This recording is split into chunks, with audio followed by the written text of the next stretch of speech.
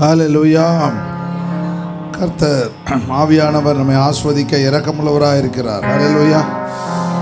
இரண்டாவது ஆராதனைக்கு வந்திருக்க உங்கள் யாவரையும் இயேசுவின் நாமத்திலே வாழ்த்துகிறேன். கர்த்தர் உங்களை ஆஸ்வதிப்பார். போன வாரங்களில் எம்ப்ளம் ஆஃப் நியூ லைஃப், புதிய வாழ்வின் அடையாளம். ஹல்லேலூயா. பரிசுத்த ஆவியின் அபிஷேகத்தை பெற்றுக்கொண்டவர்கள் தேவனுடைய பார்வையிலே கர்த்தர் எப்படி வச்சுருக்காரு? அடையாளங்களாய் வைத்திருக்கிறார். அடையாளங்கள். ஹல்லேலூயா. கர்த்தர் எப்படி வச்சுருக்காரு? அடையாளங்கள். எல்லாருக்கும் முன்பாக கர்த்தர் உங்களை எப்படி வச்சுருக்கிறாரு? அடையாளங்களாய் வைத்திருக்கிறார். ஹல்லேலூயா. பரிசுத்த ஆவியுடைய வல்லமை அபிஷேகத்தை கர்த்தர் உங்கள் மேலே ஊற்றி வைத்திருக்கிறார். ஆக ஆண்டவருடைய பிரசன்னம் ஒரு ஜலத்தினாலும் ஆவியினாலும் பெறவிட்டால் தேவனுடைய ராஜ்யத்துக்குள் பிரவேசிக்க முடியாது என்று சத்தியமாக சொல்லணும்னு சொல்லார் ஆண்டவர். மெய்யாகவே சொல்கிறார். அப்போது பரிசுத்த ஆவியின் அடையாளங்களாக கர்த்தர் வச்சுருக்கார். சொல்லுங்கள், ஆண்டவர் என்னை பரிசுத்த ஆவியின் அடையாளமாய் வைத்திருக்கிறார். ஹல்லேலூயா. சரி, இன்றைக்கு நம்ம அந்த முதல்ல இந்த வசனத்தை வாசிட்டு அப்புறம் இதை இந்த வசனங்களை பார்ப்போம். ஃபஸ்ட்டு வாசிங்க. உங்களுக்கு நவமான இருதயத்தை கொடுத்து உங்கள் உள்ளத்திலே புதிதான ஆவியை கட்டளையிட்டு. நவமான இருதயத்தை கொடுத்து நவமான இருதயனா நவ் டெல்லின்றாங்க பாரு ஹிந்தியில். அதான் நவ் டெல்லினா புதிய டெல்லி, புறன் டெல்லினா பழைய டெல்லி. அப்போ நவமான இருதயத்தை கொடுத்து ஹிந்தியில் எழுதியிருக்கான் போலது. நவமான இருதயத்தை கொடுத்து உங்கள் உள்ளத்திலே புதிதான ஆவியை கட்டளையிட்டு கல்லான இருதயத்தை உங்கள் மாம்சத்திலிருந்து எடுத்து போட்டு சதையான இருதயத்தை உங்களுக்கு கொடுப்பேன். ஆண்டவர் எப்படி ஆவியானவர்? அப்போ அந்த பரிசேயர், சதிசேயர், வேதபாரகர், பழைய ஏற்பாட்டுடைய எல்லாரும் எப்படி இருந்தாங்க? அப்படியே கடின இருதயம் உள்ளவனாய் இருக்கிறாங்க. ஏன்னா கற்பனையை அவங்க என்ன இதில் வாங்குறாங்க? கற்பறவைகள் வாங்குறாங்க. பாறையை உடைச்சி தான் ஆண்டவர் இருக்கார். அதே போல இருதயமும் கல்லாக மாறி போகுது. ஆண்டவரை ஸ்தோத்தரிப்பாங்க, ஆலயத்துக்கு போவாங்க, வருவாங்க. ஆனால் என்ன இல்லை? அன்பு, சந்தோஷம், இரக்கம், தயவு இதெல்லாம் அவர்கள் வெட்டி விடுவாங்க. அதனால தான் ஆண்டவர் சொல்கிறாரு, வெந்தயத்தில் தசமாக கொடுக்குற, சீரகத்தில் தசமாக கொடுக்குற, நீ செய்ய வேண்டிய இரக்கத்தையும் தயவு நீ விட்டுவிட்டியே அப்படின்னு சொல்லுவார். அப்படி அவர்கள் இருதயம் என்ன ஆயிடுது? கல்லான கல்லுக்கு ஏதாவது உயிர் இருக்கா? உயிர் இருக்காது. உயிர் இருக்கு. இதுக்கு உயிர் இருக்குதா? அது உங்கள்கிட்ட பேசுமா? பேசாது. அதில் அதுபோல் சில பேர் என்ன பண்ணுவார்? கல்லாக மாறிடுவாங்க. ஹல்லேலூயா. ஆனால் தமிழில் ஒரு பழமொழி இருக்குது, கல்லானாலும் காலமை, புல்லானாலும் புருஷன் அப்படின்னு ஒரு பழமொழி இருக்குது. பார்த்தீங்களா? நீ கல்லான மாறினாலும் நீ தான் என் புருஷன், நீ புல்லா மாடே உன்னை மேய்ஞ்சாலும் சரி நீ தான் என்னுடைய புருஷன் அப்படின்னு ஒரு பழமொழியும் தமிழில் இருக்குது. சரி, அப்போ ஆண்டவர் என்ன சொல்கிறாரு?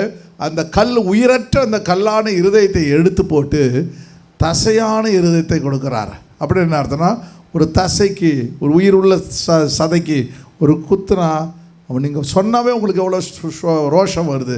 ஒரு குண்டுசியால குத்தலாம் பயங்கரமாக ஒரு கில்லுனா அப்போ அதுக்கு உயிர் இருக்குது. அப்போது ஆண்டவர் என்ன பண்ணுறாரு? இந்த கல்லான இருதயத்தை மாற்றி உயிருள்ள இருதயத்தை கர்த்தர் கொடுத்து விடுகிறார். இப்போ பழைய ஏற்பாடு நாட்டில் இவர்களுக்கு கல்லான இருதயம் இருக்குது. ஆண்டவர் என்ன பண்ணுறார்? புதிய ஏற்பாடு நாட்களில் பெந்தெகோஸ்தே நாளில் பரிசுத்தாவின் அபிஷேகத்தை கர்த்தர் கொடுத்து விடுகிறார். ஹல்லேலூயா. கொடுத்து இதயத்தை உங்களுக்கு கொடுப்பேன். அப்புறம் என்ன செய்கிறாரு? கொடுத்துட்டு உங்கள் உள்ளத்திலே என் ஆவியை வைத்து. உங்கள் உள்ளத்திலே ஆவியை வைத்து. உங்கள் உள்ளத்தில் என்ன இருக்கிறாரு? ஆவியை வைத்து. நீங்கள் இட்லி சுடும்போது தெரியும் பார்த்தீங்களா? அது அப்படியே அந்த இட்லி வெந்த உடனே அப்படியே பூ மாதிரி சாஃப்ட் ஆகிடுது. ரொம்ப நேரம் இருந்துச்சுன்னா கல் மாதிரி ஆகிடுது. அது கூட டைமிங்ஸ்லாம் வச்சுருக்கிறான். அது ஆச்சரியமாக இருக்குது. உங்கள் உள்ளத்திலே என் ஆவியை வைத்து. அப்போ அந்த கல்லான இருதயத்தை, அப்படின்னா நீங்கள் பழைய வாழ்க்கையில் எது செய்தாலும் சொரணம் இல்லாத ஒரு வாழ்க்கை இல்லையா? தான் செய்கிறதா சரின்னு யோசிக்கிற காரியம் அவற்றையெல்லாம் எடுத்து போட்டு கர்த்தர் நவமான இருதயம்னா நியூ ஹார்ட்டை கொடுக்குறார். புதிய இருதயத்தில் என்ன பண்ணுறாரு? புதிய ஆவியை கொடுக்குறார். புதிய ஆவி, நியூ ஸ்பிரிட் அப்படி கொடுக்குறாரு. உங்களை என் கட்டளைகளில் நடக்கவும், உங்களை என் கட்டளையில் நடக்கவும், என் நியாயங்களை கைக்கொள்ளவும், என் நியாயங்களை கைக்கொள்ளவும், அவைகளின்படி செய்யவும் பண்ணுவேன். அவன்படி செய்யவும் பண்ணுவேன். ஹல்லேலூயா. ரெண்டாவது என்ன செய்கிறாரு? அந்த ஸ்பிரிட்டை கொடுத்துட்டு பிறகு அவருடைய கட்டளைகள் கற்பனையின்படி நடக்க வைக்கிறார். அப்புறம் என்ன செய்கிறாரு? உங்களை நியமங்கள் அப்படின்னா ஆண்டவர் நியாய தீர்ப்புகள், அவருடைய காரியங்கள் எல்லாவற்றையும், அந்த நியமங்கள்லாம் கட்டளைகளுக்கு சமமானது காரியம்தான். ஆனால் நான் நியாய தீர்ப்பாக அதை கர்த்தர் தேவன் உங்களுக்கு எப்படி இதெல்லாம் நடக்கும்போது, அதாவது சதையான இருதயத்தை கொடுத்து பரிசுத்தாவின் அபிஷேகத்தை உங்களுக்கு கொடுத்து, மூணாவது என்ன பண்ணுறாரு? கர்த்தர் கட்டளையில் நடக்க வைக்கும் பொழுது நீங்கள் நியாய தீர்ப்பிலே கர்த்தர் உங்களை நீதிமானாய் மாற்றுவார். ஹல்லேலூயா. அதான் சப்ஜெக்ட். இப்போ இந்த 4 காரியங்களை இப்போ நீங்கள் பாருங்கள். அப்போ அவர் என்னன்றாரு? கவனன்ட்னா உடன்படிக்கை. உடன்படிக்கைனா என்ன? உடன்படிக்கைனா என்ன? உடன்படிக்கைனா என்ன? எவ்வளோ முறை சொல்லி கொடுத்துருக்குறேன். ஒப்பந்தம் சொல்லலாம், அக்ரிமெண்ட்டு இல்லையா? அக்ரிமெண்ட்டு. உடன்படிக்கைன்னா அக்ரிமெண்ட்டு, ஒப்பந்தம் இல்லையா? ஆண்டவர் தேவன் என்ன பண்ணுறாரு? உங்களோடு கூட ஒப்பந்தம் பண்ணுறார். ஒரு மனுஷனோடு அல்ல, ஒரு பரலோக தேவன் வானத்தையும் பூமியும் படைத்த கடவுள் மனுஷனோட போடுகிற ஒப்பந்தத்துக்கு பேர் தான் கவனன்ட். ஹல்லேலூயா. அதுதான் உடன்படிக்கை. அப்போ ஆண்டவர் என்ன செய்கிறாரு? ஒரு உடன்படிக்கை செய்கிறார். உன்னுடைய கல்லான இருதயத்தை எடுத்து போட்டுட்டு சதையான இருதயத்தை உனக்கு கொடுத்துட்டு உன் ஆவியை உன்னுடைய இருதயத்தில் வச்சு அந்த கட்டளையின்படி நடக்க வச்சு உன்னை நான் நியாயம் தீர்ப்பேன். ஹல்லேலூயா. அவ்வளோ பெரிய ஆசீர்வாதத்தை கர்த்தர் நமக்கு என்று வச்சிருக்கிறார். பாருங்க, உடன்படிக்கையின் புதிய இருதயம் கொடுக்குறாரு. உடன்படிக்கை பண்ணோன்னே புதிய இருதயம் வருது. உடன்படிக்கை பண்ணோன்னே என்ன வருது? புதிய ஆவி வருது. அதுக்கப்புறம் உடன்படிக்கை பண்ண என்ன வருது? கட்டளைகளை நடக்கும்படி கர்த்தர் செய்கிறாரு. 4வது நியாய தீர்ப்புகளில் கர்த்தர் நம்மை நீதிமானாய் மாற்றுகிறார். கரங்களை தட்டி கர்த்தர் நன்றி செலுத்து. ஹல்லேலூயா. பின்மாரியின் அபிஷேகம் மாம்சமான யாவர் மேலும் அதிகமாய் பொழிந்திடுமே, ஆவியில் நிரப்பிடுமே. பின்மாரியின் அபிஷேகம் மாம்சமான யாவர் எல்லாம் சேர்த்து பாடுங்க. அதிகமாய் பொழிந்திடுமே, ஆவியில் நிரப்பிடுமே. பின்மாரியின் அபிஷேகம் மாம்சமான யாவர் மேலும் அதிகமாய் பொழிந்திடுமே, ஆவியில் நிரப்பிடுமே. அக்கினியாய் இறங்கிடுமே, அக்னிநாவாக அமர்ந்திடுமே, வேறு காற்றாக வீசிடுமே, ஜீவநதியாக பாய்ந்திடுமே. அக்கினியாய் இறங்கிடுமே, அக்னிநாவாக அமர்ந்திடுமே, வேறு காற்றாக வீசிடுமே, ஜீவநதியாக பாய்ந்திடுமே. ஹல்லேலூயா. ஆண்டவர் தேவன் பரிசுத்த ஆவியானவர் நம்ம மேலே ஆவியானவருடைய வல்லமை இறங்கத்தக்கதாக இருக்கிறது. அப்போது இந்த கவனம் பண்ணும்பொழுது, உடன்படிக்கை பண்ணி நம்முடைய இருதயத்தை ஆண்டவர் மாற்றும் பொழுது, இருதயத்தை மாற்றி புதிய ஆவியை வைக்கும்பொழுது 3 காரியம் நடக்குது. 3 காரியம் நடக்குது. ஃப்ரெஷ், புதுசு. நான் அதான் ரெனியூவல். முதல்ல என்ன பண்ணுறேன்? ஆண்டவர் புதிய ஆவியை தர்றார். அப்படின்னு என்ன அர்த்தம்? பழைய ஆவி அப்படின்னா என்னென்னலாம் பழைய ஆவி. ரட்சிக்கப்படுவதற்கு முன்னாடி நீங்கள் எப்படிப்பட்ட ஆவியில் இருந்தீங்க? ஹல்லேலூயா. எல்லாத்தையும் நீங்கள் செஞ்சுருப்பீங்க. சடங்காச்சாரம்லாம் ஒன்று விடாமல் நீங்கள் செஞ்சுருப்பீங்க. அவ்வளோத்தையும் நீங்கள் செஞ்சுருப்பீங்க. அந்த ஸ்பிரிட்டெல்லாம் கர்த்தர் உடைச்சிட்றார். இப்போ புதிய ஆவிக்குள்ள கர்த்தர் உங்களை நடத்துகிறார். ஹல்லேலூயா. பரிசுத்த ஆவியின் அபிஷேகத்தை பெற்ற பிறகு அசுத்த ஆவிகள் உங்களை என்ன பண்ண முடியாது? மேற்கொள்ள முடியாது. பிசாசு உன்னை மேற்கொள்ள. நீங்கள் ஒரு காலத்தில் பேயாட்டம் ஆடிருப்பீங்க இல்லை? பேயாட்டம் ஆடிருப்பீங்க, உருண்டிருப்பீங்க, பிறண்டிருப்பீங்க, முடியை விரித்து போட்டு பண்ணியிருப்பீங்க. நான் எங்கேருந்து வரேன் தெரியுமா அப்படின்னு இருப்பீங்க. உடனே பாஸ்டர் கேட்பார், எங்கேருந்து வரேன்? நான் சமயபுரத்துலேருந்து வரேன். நான் எங்கே ராமநாதபுரத்துலேருந்து வரேன். அப்போ பாஸ்டர் சொல்ல, அங்கேயே போ, நான் போக மாட்டேன். இப்படியெல்லாம் நீங்கள் ஆடின ஆட்டம்லாம் கர்த்தர் என்ன பண்ணுறாரு? உடைச்சி போட்டுட்டு கர்த்தர் என்ன பண்ணுறாரு? இப்பொழுது புதிய ஆவியை கர்த்தர் கொடுத்துறாரு. இந்த ஸ்பிரிட் வந்த உடனே உனக்கு என்ன பண்ணுது? தேவன் உன்னை தன்னுடைய கண்ட்ரோலில் கொண்டு வந்துடுறார். அவர் உங்களை வழி நடத்த சொல்ல, கர்த்தர் எங்களை வழி நடத்துகிறார். அப்போ என்ன நடக்குது, அந்த புதிய ஆவி வந்தோடனே உங்களை வந்து புதுப்பிச்சிடுறார். ரெனியூவலிங் ஸ்பிரிட், ஆவியில் புதுப்பிக்கிறார். புதிய ஆவி வந்தோடனே என்ன பண்ணுறது, புதிய ஆவியில் புதுப்பிக்கப்படுகிறது. பழைய வீட்டை என்ன பண்ணுவாங்க, பெயிண்ட் அடித்து அதை அடித்து இதை அடித்து. நம்ம பில்டிங்கில் பாருங்கள் பலூன் கட்டியிருக்கிறாங்க. எதுக்கு பலூன் கட்டியிருக்காங்க சொன்னால், சண்டே கிளாஸ் நடந்துச்சு, பிபிஎஸ் நடந்துச்சு, ஏதாவது ஒரு ஃபங்க்ஷன் நடக்கும்போது என்ன பண்ணுறாங்க, அது அழகாக மாற்றப்படுகிறது. அதுபோல் ஆண்டவர் தேவன் உங்களை புதிதாய் மாற்று சொல்ல, கர்த்தர் என்னை புதிதாய் மாற்றுகிறார். சரி, ஆவியிலே புதுப்பிக்கிறார். மூணாவது என்ன பண்ணுறது, டிரான்ஸ்ஃபர்மேஷன்னா ஒரு மாற்றம் அடையுது. ஒரு கூட்டு புழு என்ன பண்ணுது, வண்ணத்து பூச்சியாக வருது பாருங்கள். சின்னது புழுவாக இருக்கட்டு கிட்டு கிட்டுக்குன்னு அப்படி நடந்து போகுது. கொஞ்சம் நேரம் கழிச்சு போன அந்த பூச்சி என்ன பண்ணுது, அதில் ரெக்கைகள் பறக்குது. பிறகு அந்த அந்த அந்த அந்த புழு பிறகு ரெக்கைகள் வந்தோடனே வண்ணத்து பூச்சியாக பட்டர்ஃப்ளையாக மாறுது. என்ன வண்ணங்கள், அழகழகான கலர்ஸ், பியூட்டிஃபுல் கலர்ஸ். முதல்ல அருவருப்பாக இருந்துச்சு, ஒன்றுமே இல்லாமல் இருந்துச்சு.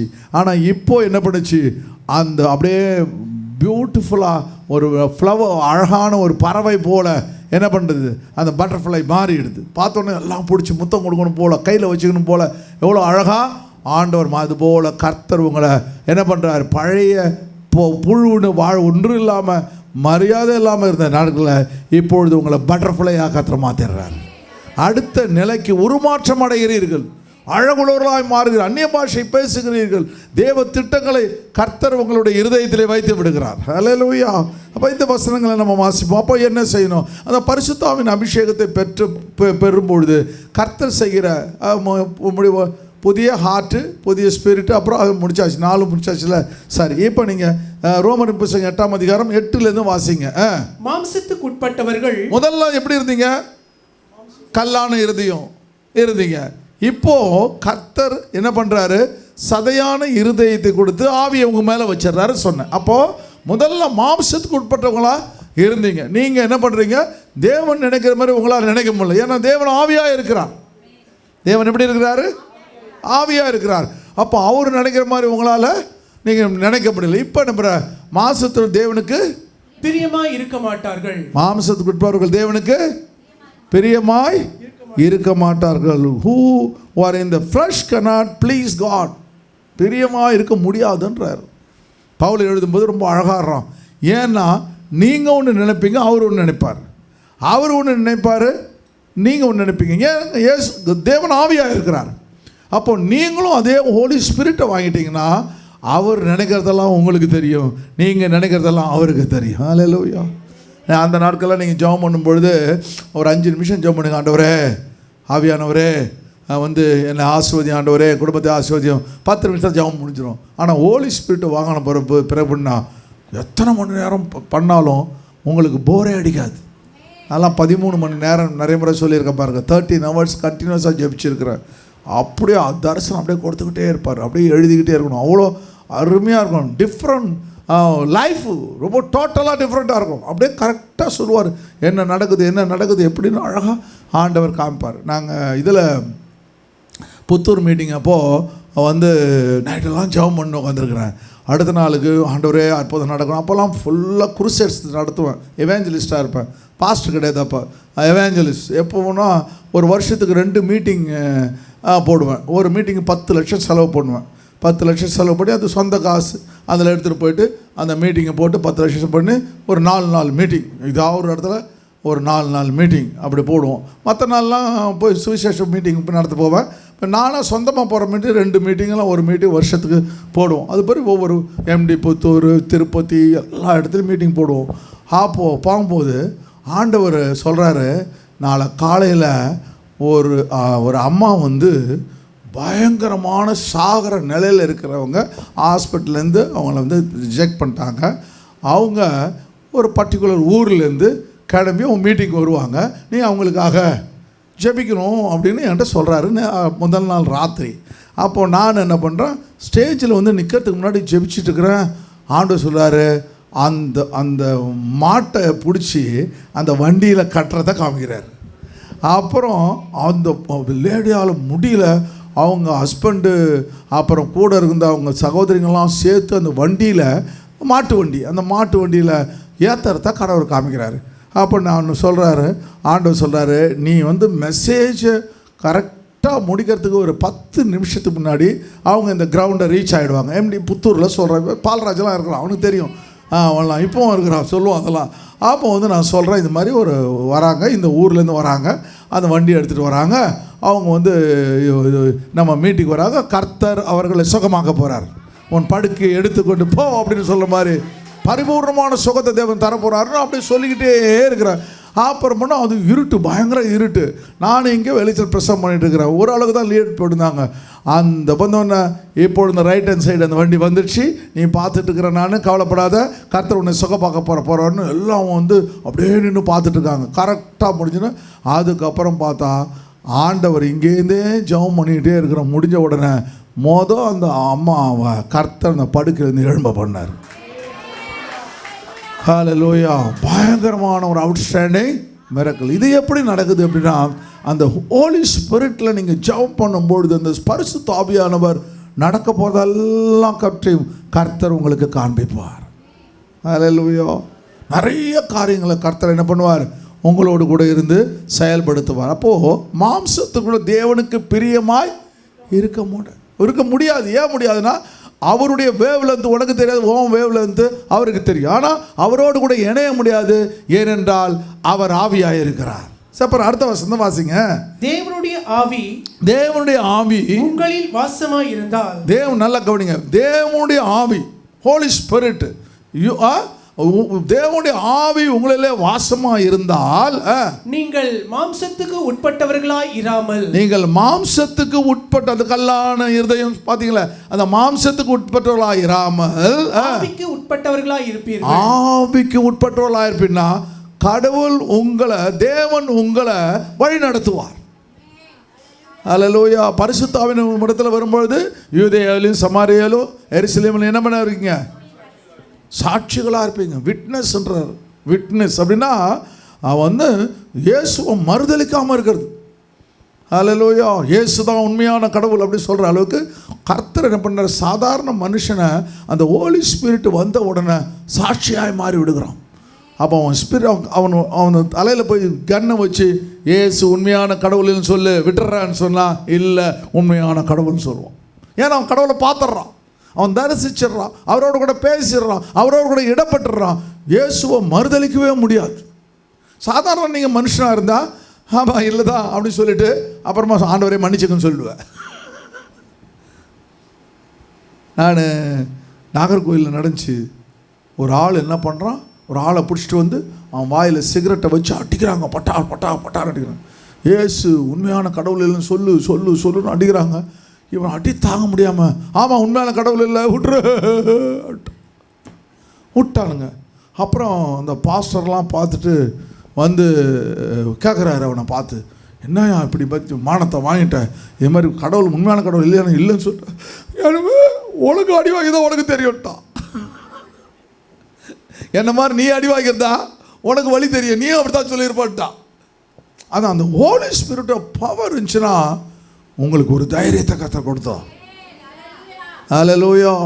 தெளிந்த புத்தியின் ஆவி, பயமுள்ள ஆவியை கர்த்தர் கொடாருன்னு இருக்குல்ல.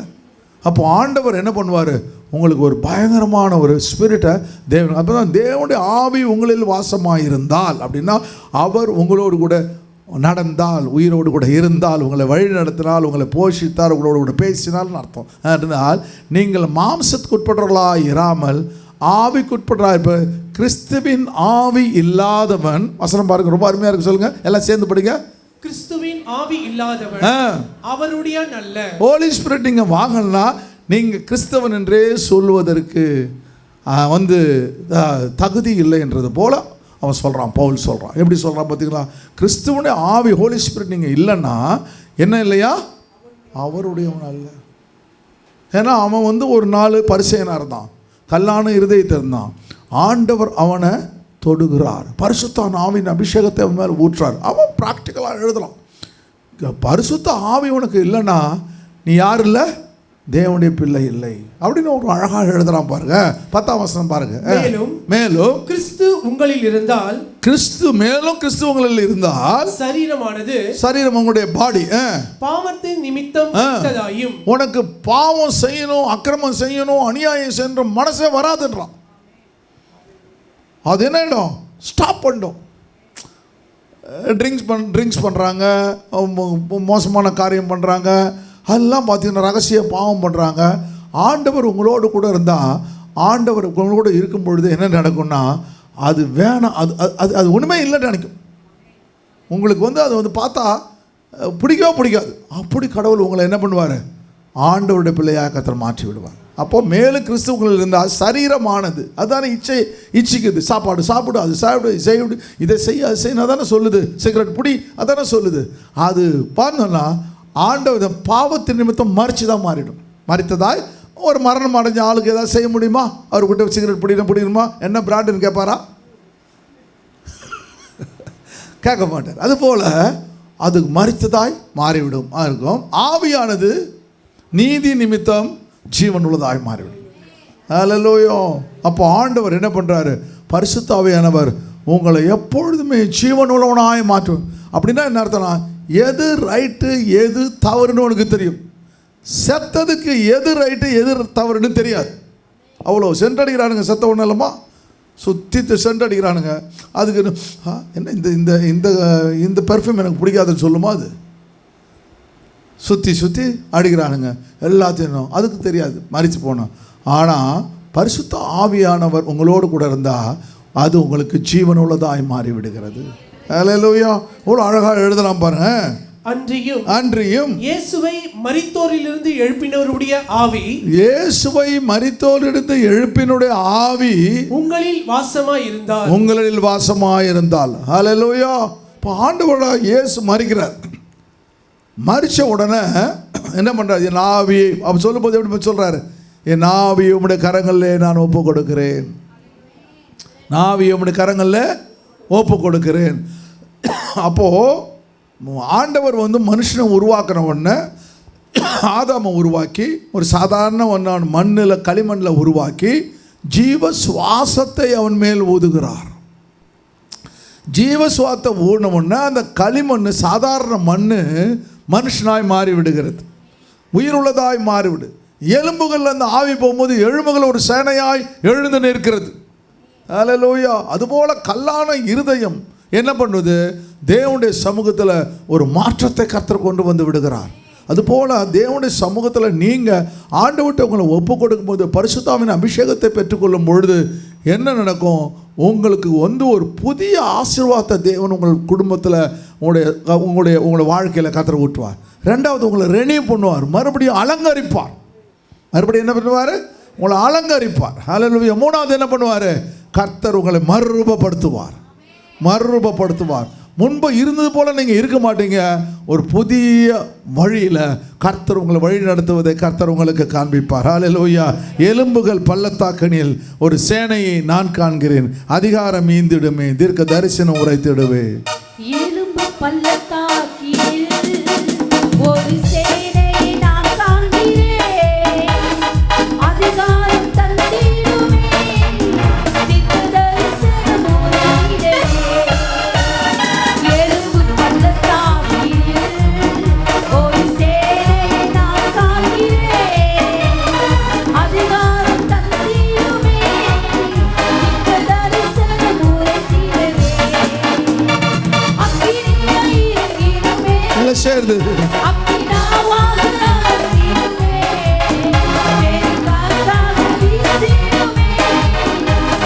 நதியாய்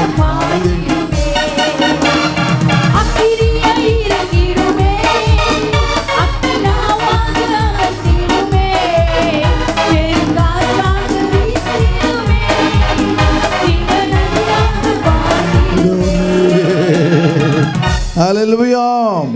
அல்லேலூயா. சரி, அடுத்த வசனத்தை வாசிங்க. கிறிஸ்துவை மரித்தோரிலிருந்து எழுப்பினவர் உங்களில் வாசமாய் இருக்கிற தம்முடைய ஆவியினாலே. பாருங்க, அன்றையும் இயேசுவை மரித்தோரிலிருந்து எழுப்பின ஆவி உங்களில் வாசமாயிருந்தால் கிறிஸ்துவை மரித்தோரிலிருந்து எழுப்பினவர் உங்களில் வாசமாய் இருக்கிற உங்களில் வாசம், நீங்க பெற்றுக்கொண்ட அந்த பரிசுத்தாவின் அபிஷேகத்தை தம்முடைய ஆவியினாலே சாவுக்கு ஏதுவான உங்கள் சரீரங்களையும் உயிர்ப்பிப்பார். அப்படி நாங்கள் மரித்தாலும் கூட கர்த்தர் எப்படி இயேசுவை உயிரோடு கூட எழுப்பினாரோ அதுபோல உங்கள் சரீரங்களை கர்த்தர் உயிர்ப்பிப்பார். இந்த விசுவாச நம்பிக்கை தான் என்ன நடக்குது அவனுடைய வாழ்க்கையில், பவுல் வாழ்க்கையில், பேதுரு வாழ்க்கையில் ஒரு பெரிய என்ன பண்ணுற நம்பிக்கை ஆண்டவர் கொடுக்கிறது. ஆண்டவருடைய திட்டங்களும் தயவுகளும் ஆசீர்வாதங்களும் கர்த்தர் என்ன பண்ணுறாரு அவர்கள் மேலே வைத்திருக்கிறார். அப்போ ஆண்டவருடைய பிரசன்னத்தில் ஜான் நியூட்டன் ஒருத்தர் இருந்தார் பாருங்க. அவர் ரொம்ப அடிமையாக இருந்தார். அவர் அடிமையாக இருந்தார். ஃபஸ்ட்டு என்ன பண்ணார், ஒரு நல்ல ஒரு ஒரு ஒரு மாலுமியாக இருந்தார். ஒரு ஷிப்பில் ஒரு என்ன சொல்கிறது, ஒரு மாலுமி, சோல்ஜர் மாதிரி ஒரு மாலுமியாக இருந்தார். அவர் தவறு செய்தார். அவர் தவறு செஞ்சும்போது அவரை தூக்கி கொண்டு போயிட்டு ஒரு அடிமை ஷிப்பில் அவங்க போட்டாங்க. அடிமை ஷிப்பில் போட்ட உடனே அந்த அடிமை ஷிப்பில் அவர் என்ன பண்ணார், கேப்டனாக இருந்தார். அதற்கு பிறகு என்ன பண்ணார், அவர் சில அவருக்கு அவங்க அந்த அந்த அந்த ஜான் நியூட்டன் பாருங்கள், அவர் கடைசியில் என்ன பண்ணுறாரு, அவர் அந்த அடிமை ஷிப்பில் இருக்கும்பொழுது அவர் செய்கிற பாடுகள்லாம் பார்த்துட்டு இவரையும் என்ன பண்ணுறாங்க, அடிமை போல் நடத்துகிறாங்க. நடத்தும் பொழுது தான் அமேசிங் கிரேஸ்னு ஒரு பாட்டு இருக்கு பாருங்கள், இங்கிலீஷ் பாட்டு, அமேசிங் கிரேஸ், அந்த பாட்டை எழுதுகிறாரு. கடைசியில் ஒரு பிரிஸ்டாக இருந்து பிறகு அவர் மரிக்கின்றார். அவர் என்ன சொல்கிறாருன்னா, நான் அடிமையாக இருந்த பொழுது எத்தனையோ பாடுகள், எத்தனையோ கஷ்டங்களை இந்த உலகம் கொடுத்துச்சு. ஆனால் இயேசு என்னை விடுதலை ஆக்கினார். இயேசு என்னை விடுதலை ஆக்கும் பொழுது இருந்த அந்த அடிமை வாழ்க்கையில் கர்த்தர் எனக்கு ஒரு மேலான வாழ்க்கையை கர்த்தர் கொடுத்து அநேகருக்கு என்னை பிரயோஜனமுள்ளவனாய் மாற்றினார்னு சொல்லி எழுதி அந்த அமேசிங் கிரேஸ் அந்த இடத்துல அந்த பாட்டு உலகமெங்கிலும் பாடப்படுது பாருங்கள். அவர் எழுதின பாட்டு தான் அந்த பாட்டு. 17th செஞ்சுரியில் நினைக்கிறேன், 15th-17th செஞ்சுரியில் எழுதின பாட்டு உலகமெங்கிலும் பாடப்படும். சில சமயத்தில் நமக்கு வர உபத்திரவங்களில் கர்த்தர் நம்ம என்ன பண்ணுறாரு, உயிர்ப்பிக்கின்றார். நமக்கு வர உபத்திரவங்கள் என்ன பண்ணுறாரு, உயிர்ப்பிக்கின்றார். உயிர்ப்பித்து அநேகருக்கு ஆசீர்வாதமாய் தேவன் நம்மை மாற்றி விடுகிறார். அந்த சமயத்தில் உபத்திரம் நமக்கு தெரியாது. சில சமயத்தில் என்ன பண்ணுவோம், ஏன் ஆண்டவரே எனக்கு இந்த உபத்திரம் வருது, ஏன் ஆண்டவரே இந்த கஷ்டம் வருது, ஏன் ஆண்டவரே இந்த துன்பம் வருது, ஏன் ஆண்டவர் இந்த வியாதி வருதுன்னு நம்ம ஆண்டவர்கிட்ட கேட்போம். அதுக்கு ஒரு பதிலை கர்த்தர் வச்சுருப்பார். அதில் அப்புறம் அந்த அந்த உபத்திரவத்தெல்லாம் மேற்கொண்ட உடனே ஐயோ உபத்திரவ, இப்போ நம்ம சொல்லுவோம் எப்படி உபத்திரவப்பட்டது நல்லது, அவருடைய பிரமாணங்களை நான் கற்றுக்கொண்டேன் அப்படின்னு சொல்கிற அளவுக்கு கர்த்தர் என்ன பண்ணுவார், உங்களை மகிமைப்படுத்த தேவன் வல்லமை உள்ளவராக இருக்கிறார். அதனால் ஆண்டோடைய சமூகத்தில், பரிசுத்தாவின் சமூகத்தில், ஆவியான சமூகத்தில் நம்மை உயிர்ப்பிக்கிற ஒரு தேவன் நம்மோடு கூட இருக்கிறார். எந்த நிலையில் இருந்தாலும் இந்த ஹோலி ஸ்பிரிட்டுள்ள பவர் என்ன பண்ணுறோம், செத்த சரீரங்களை உயிர்ப்பித்து விடும். எவ்வளோ பாடுகள், துன்பங்கள், கஷ்டங்கள், பலவீனங்கள் இருந்தாலும் உங்களை உயிர்ப்பிக்கிற ஆவியானவர் உங்களோடு கூட இருக்கிறார். ஹல்லேலூயா, பரிசுத்தவான். அப்போ ஆண்டவருடைய இரக்கத்தையும் தேவ தயவையும் நாம் பெற்றுக்கொள்ள வேண்டும் என்பதை குறிக்கிறது. அப்போது நீங்கள் பார்க்கும்போது யோசேப்பை குறித்து நான் சொல்லிட்டு இருந்தேன். யோசேப்பை பார்த்தா அவனை தூக்கி கொண்டு குழியில் போடுறாங்க, போர்த்திபார் வீட்டில் போடுறாங்க, போகிற இடங்களெல்லாம் நிந்தை, போகிற இடங்களெல்லாம் நிந்த. அவன் சொல்கிறான் பாருங்க, அவன் சொல்லும்போது என்ன சொல்கிற பார்த்தீங்க, நான் தேவனுக்கு எப்படி துரோகம் பண்ண முடியும். இப்போ ஆண்டவர் அவனை வழி நடத்துறத நல்லா சரியாக தெரிகிறத பார்க்குறோம். கடைசியில் என்ன பண்ணுறான், போட்டு அவன் சிறைச்சாலில் தூக்கி போடுறான். பிறகு சிறைச்சாலில் போனால் அந்த 2 பேருடைய என்னது ரொட்டி சுடுறவனையும் அந்த ஒயின் ஊற்றுறவனையும் குறித்து அழகான தீர்க்க தரிசனம் கரெக்டாக சொல்கிறான். நீ ஒருத்தவன் செத்து போயிடுவேன், ஒருத்தவன் என்ன பண்ணும் ஒயின் ஊற்றுருவ, நீ என்ன பண்ணும் மறுபடியும் ராஜாக்காரங்களில் கொடுக்கப்படுவா, நீ என்ன பண்ணும் மறித்து போவான். அவன் சொன்ன அந்த தரிசனம் அப்படியே நிறைவேறுது. உடனே அவன் சொல்கிறான், ராஜா கிட்ட சொல்கிறான், ராஜா அவங்களுக்கு பயங்கரமான ஒரு கனவு காண்றாரு, அதுக்கு அர்த்தம் தெரியல. அப்போ என்ன பண்ணுறாரு, யாரா எனக்கு இதை சொல்லுவான்னு சொல்லும்பொழுது இந்த ஒயின் ஊற்றுறவனை கரெக்டாக அங்கே வச்சுருக்காரு. அது பேர் ஒரு உங்களுக்கு பிரச்சனை இல்லை, ஒரு ஒயின் ஊற்றுறவனை கத்துறவங்களை வச்சுருப்பார். ஆமாம், நீங்கள் என்னங்க இதுக்கு அந்த ஒரு பாவங்க நல்லவருங்க அப்படி சொல்லுவான் பாருங்க. கரெக்டாக பாரு அவனை உயிரோடு வச்சு கரெக்டாக க்ளோஸாக ரொட்டி சுடுற ஒரு தடவை சுட்டு போயிடுவான். இந்த ஒயின் ஊற்றுறவங்க அந்த காலத்து ராஜாவுக்கு குடிச்சிக்கிட்டே இருப்பானுங்க. அதனால் என்ன பண்ணுவோம், பக்கத்துலேயே உட்கார வச்சு அவன் சொன்னான், ஒயின் ஊற்றும் போதே சொல்கிறான், ஒருத்தர் இருக்காருங்க, ஜெயிலில் இருக்காருங்க, ஒரு ஆள் இருக்காருங்க, அவனுடைய ஸ்பிரிட் பவர்ஃபுல்லாக இருக்குங்க, எனக்கு என்ன சொன்னார் அப்படி நடந்துச்சுங்க அப்படின்னு சொன்ன, கூப்பிட்றா அவனை அப்படின்னு சொன்ன. அந்த ராஜாவனுடைய கனவுக்கு வேண்டிய அர்த்தத்தை அவன் அழகாக சொல்லிடுறான்.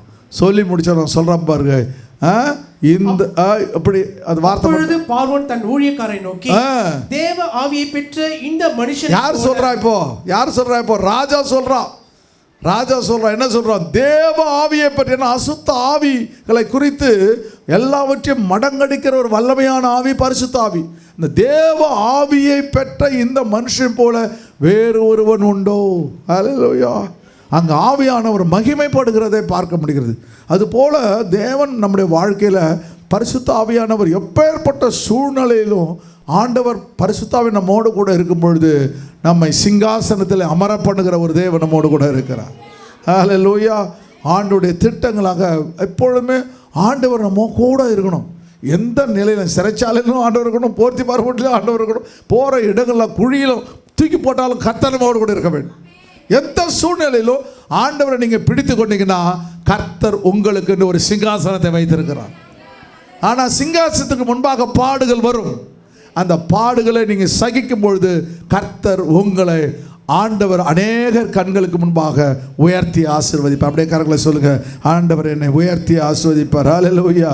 கர்மேல் ஜெப வேளையில் கையளவு மேகம் காண்கிறேன். கர்மேல் ஜெப வேளையில் கையளவு மேகம் காண்கிறேன். ஆகாயம் நடுங்கிடவே அத்தி மழையாக பொழிந்திடுவே. கர்மேல் ஜெப வேளையில் கையளவு மேகம் காண்கிறேன். ஆகாயம் நடுங்கிடவே அத்தி மழையாக பொழிந்திடுவே. அக்கினியாய் இறங்கிடுவே.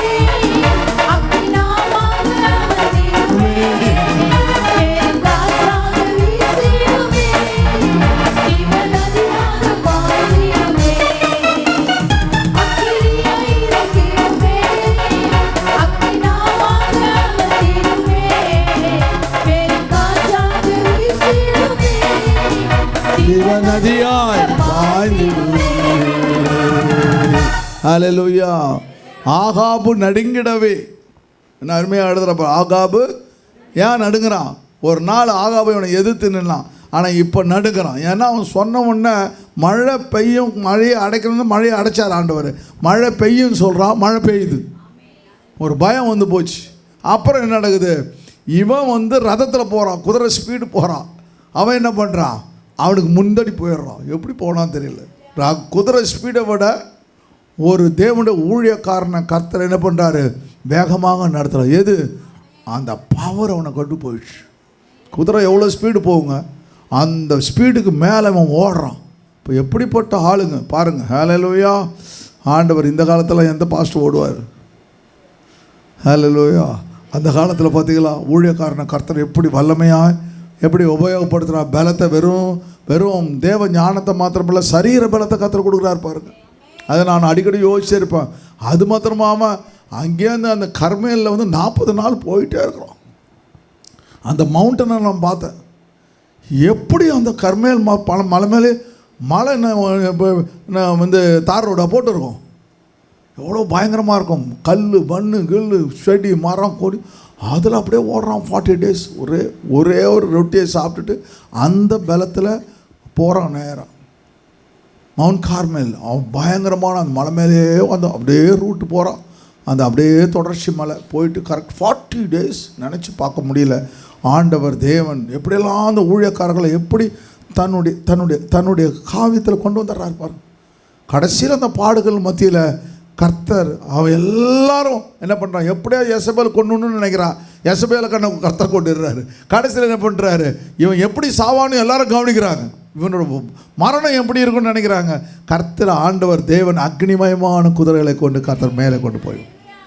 எவ்வளோ பயங்கரமான காரியம் பார்த்தீங்களா? நீங்கள் நினைக்கிறது இல்லைங்க, உங்கள் நினைவுகள் என் நினைவுகள் அல்ல. இன்றைக்கி நீங்கள் நினைக்கிறீங்க என்னால் இதை செய்ய முடியாது, என்னால் இதை வெற்றி பெற முடியாது, என்னால் மேற்கொள்ள முடியாது. இல்லை, உங்கள் நினைவுகள் என் நினைவுகள் இல்லை என்று கர்த்தர் சொல்கிறார். Hallelujah. Hallelujah. Your thoughts are not my தாட்ஸ்ன்னு சொல்கிறார் பாருங்க ஆண்டவர். இது போல் ஆண்டவர் நீங்கள் நினைக்கிற நினைவுகளில் ஆண்டவர் உங்களுக்கு தேவன் தன் நினைவுகளை கர்த்தர் உனக்கு கொடுப்பார். நீ நினைத்து பார்க்காத ஆசீர்வாதங்களை கர்த்தர் உனக்கு கொடுக்க இரக்கமுள்ளவராக இருக்கிறார். அந்த எலியாவை பார்த்த உடனே அந்த எலிசா பார்க்குறான், ஐயோ என்னுடைய எஜமானனை ஆண்டவர் அக்னிமயமாக இருக்கிறாரு, அதை ஷால்வை கேட்டமே அப்படின்னு யோசிச்சுட்டே இருப்பான். அவன் நினச்சிப்பான், ஐயோ சால்வை கொடுக்காமே போயிட்டாரேன்ட்டு. அடுத்த நிமிஷம் அந்த ஷால்வை கீழே விழுது பாருங்க. அதில் கர்த்தர் அப்படியே யோர்தானே ரெண்டாக பிரிச்சுது. அன்னைக்கு இந்த யோர்தான் என்ன நடந்துச்சு, அவ்வளோ ஆசாரியர்கள் எல்லாம் உடன்படிக்கப்பட்டு எடுத்துகிட்டு போயிட்டு அந்த யோர்தானை கடக்கிறதுக்கு போகிறாங்க, எல்லாம் உபவாசத்தில் இருக்கிறாங்க. இன்றைக்கு ஒரே ஒரு அபிஷேக சால்வை அடித்த உடனே யோர்தான் ரெண்டாய் பிரிகிறது. அதில் அப்படிப்பட்ட அபிஷேகத்தை கர்த்தர் தேவன் இந்த ஞாயிற்றுக்கிழமை கர்த்தர் உங்கள் மேலே வச்சுக்கிறார். ஹல்லேலூயா. எதெல்லாம் பிளக்க முடியவில்லையோ, எதெல்லாம் கடக்க முடியவில்லையோ, எதெல்லாம் மேற்கொள்ள முடியவில்லையோ அவற்றை மேற்கொள்கிற பலத்தை கர்த்தர் உனக்கு தர போறார். ஒரு பெரிய வல்லமையை கர்த்தர் ஊற்ற போறார். ஹல்லேலூயா. நிக்கோதேமு ஆண்டவர்கிட்ட வந்து கேட்குறான் பாருங்க, ஆண்டவரே உடைய கரம் என்னோடு கூட இருக்கட்டும் ஆண்டவரே, எப்படி ஆண்டவரே ஒரு அற்புதங்களை நீங்கள் செய்கிறீங்க ஆண்டவரே, என்னால் செய்ய முடியல கேட்கும்பொழுது கர்த்தர் சொல்கிறாரு, பரிசுத்த ஆவியின் அபிஷேகத்தை பெற்றுக்கொள். ஹல்லேலூயா. பரிசுத்த ஆவியின் அபிஷேகத்தை பெற்றுக்கொள். ஒருவன் ஜலத்தினாலும் ஆவியினம் பெறவிட்டால் தேவனுடைய ராஜ்யத்துக்குள் பிரவேசிக்க முடியாது. மாத்திரமல்ல, ஆண்டவர் ஆவியிலே பிறந்தவன் ஆவியாக இருக்கிறான், மாம்சத்தில் பிறந்தவன் மாம்சமாக இருக்கிறான்னு சொல்லி அவனை பார்க்கும்பொழுது கர்த்தருடைய திட்டங்கள் அங்கே செயல்படுகிறதை பார்க்குறோம். அதுபோல் இன்னைக்கு ஆண்டவர் தேவன் ஒரு புதிய ஆவியை தர போகிறார். புதிய ஆவி என்ன பண்ணுவது, அந்த ஃப்ரெஷ் ஸ்பிரிட் என்ன பண்ணும்போது உங்களை உயிர்ப்பிக்க போகிறது. ரெண்டாவது உங்களை மறுரூபமாக்க போகிறது. மூணாவது அந்த ஸ்பிரிட்டை கொண்டு யோர்தானை கடக்கத்தக்கதாய், யோர்தானை ஆண்டவர் தேவன் மேற்கொள்ளத்தக்கதாய், யோர்தானிலே கடந்து போகத்தக்கதாய் அந்த அபிஷேகம் உங்களை பெரிய காரியங்களுக்குள்ள வழி நடத்த போகிறது. இன்றைக்கு இப்போ அந்த அபிஷேகத்தை நாம் பெற்றுக்கொள்வோம். அப்படியே எழுந்து நிற்போமா?